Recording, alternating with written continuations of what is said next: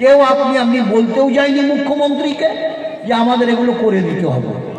তিনি নিজেই আপনার কথা ভাবছেন, কি করে দিলে ওদের ভালো হয়, কেমনটা করলে ওদের ভালো হয়, এ কথা অনবরত যিনি ভাবছেন তার নাম মমতা বন্দ্যোপাধ্যায়।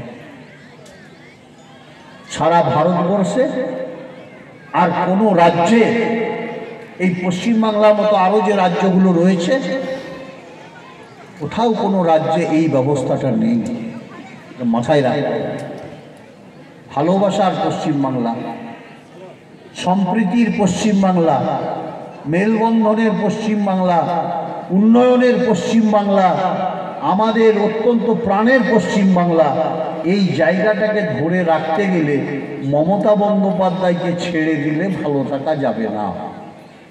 এটা মাথায় রাখতে হবে। এই জায়গাটাকে ভালো রাখতে গেলে বিজেপির কেউ এসে ভালো করে দিতে পারবে না। কেন পারবে না? তার কারণ হচ্ছে বিজেপি যে সমস্ত রাজ্যে আছে সেখানকার মানুষের ভালো করে দেখা, তারপর বাংলা নিয়ে তারা ভাববে। সেখানের মানুষ তো অসহায় অবস্থার মধ্যে আছে, অর্ধাহারে অনাহারে দিন যাপন করে সে রাজ্যের মানুষ। ভোটের সময় এলে ওরা বলবে, সিপিএমও বলতে পারে, পশ্চিমবাংলায় বিজেপিও বলতে পারে যে আমাদেরকে সুযোগ দেওয়া হোক। সুযোগ দিয়ে কি হবে? সুযোগ দেওয়া মানে তো বাংলার মানুষকে শোষণের মুখে ঠেলে দেওয়া। সুযোগ দেওয়া মানে তো বাংলার মানুষকে বিপদের দিকে ঠেলে দেওয়া।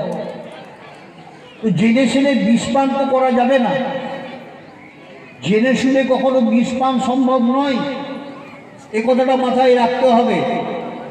সেজন্য উন্নয়নের বাংলার ভিতকে কতটা মজবুত রাখা দরকার এটা আপনাকে বুঝিয়ে বলে দেওয়ার দরকার হবে না। এ কথা আপনি নিশ্চিত করে এটা বলতে পারবেন, যতবার নির্বাচন আসবে ততবার নির্বাচনে আমরা মমতা বন্দ্যোপাধ্যায় ছাড়া আর কারো কোনো কথা বলবো না, কাউকে বলতেও দেব না।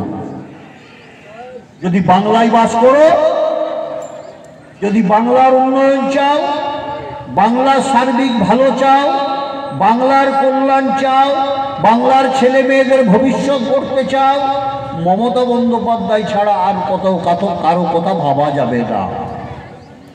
একথা বাংলার মানুষই বলছে। সচেতনতার ভীষণ প্রয়োজন, রাজনৈতিক সচেতনতা।